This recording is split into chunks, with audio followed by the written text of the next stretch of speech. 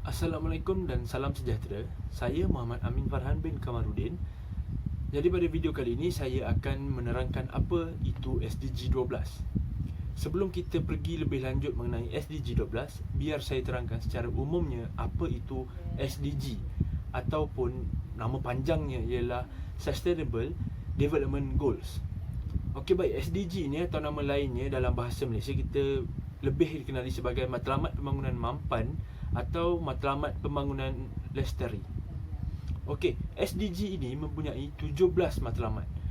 17 matlamat ini telah dikemukakan oleh PBB atau Persatuan Bangsa-Bangsa Bersatu dalam Perhimpunan Agung PBB pada tahun 2015.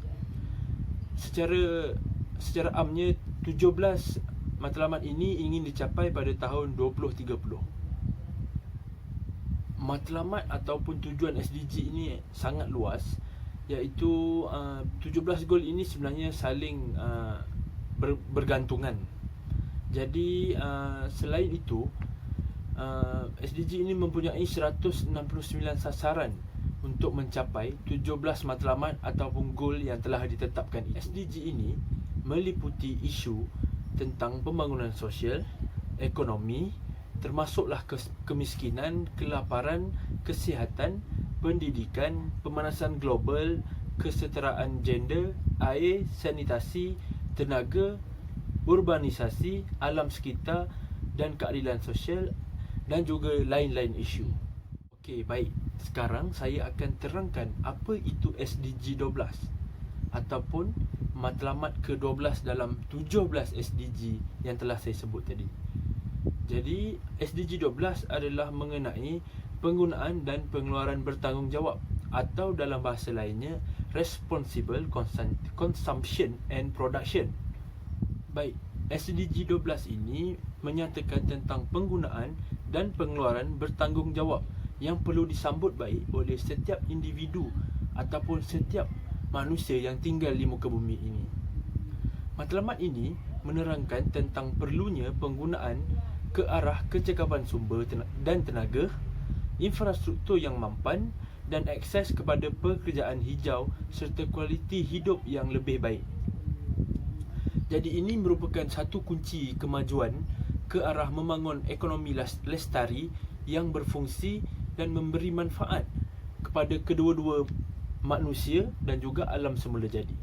Jadi mengenai SDG 12 ini, yang pertamanya saya ingin bincangkan atau saya ingin jelaskan tentang pengurusan semula jadi yang cekap, iaitu di mana cara kita membuang sisa toksik dan bahan pencemar adalah sasaran yang sangat penting bagi mencapai tujuan ini. Pengurusan sisa-sisa toksik dan sisa-sisa kimia ini adalah sangat penting untuk diuruskan oleh industri-industri ataupun oleh setiap individu yang meneraju mana-mana pengurusan, di mana sisa toksik ini adalah merupakan sesuatu bahan yang sangat berbahaya kepada alam semula jadi dan juga kepada sumber-sumber yang ada. Kemajuan teknologi kini nyata dan jelas menunjukkan bahawa banyak produk-produk keluaran daripada seluruh dunia telah berarah kepada kecekapan tenaga. Jadi di sini kecekapan tenaga ini perlulah diguna pakai oleh setiap individu. Antara contoh kecekapan tenaga yang sangat berguna pada masa kini adalah pada kenderaan, di mana kenderaan kini telah banyak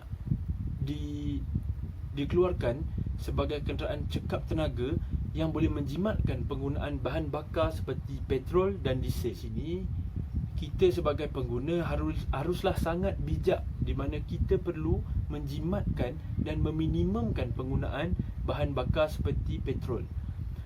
Bahan bakar ataupun sumber tenaga daripada petrol ini adalah satu sumber tenaga yang tidak boleh diperbaharui. Akhir sekali, SDG 12 yang menyatakan tentang penggunaan dan pengeluaran bertanggungjawab ini perlu disambut baik oleh setiap pengguna dan setiap penduduk di atas muka bumi ini.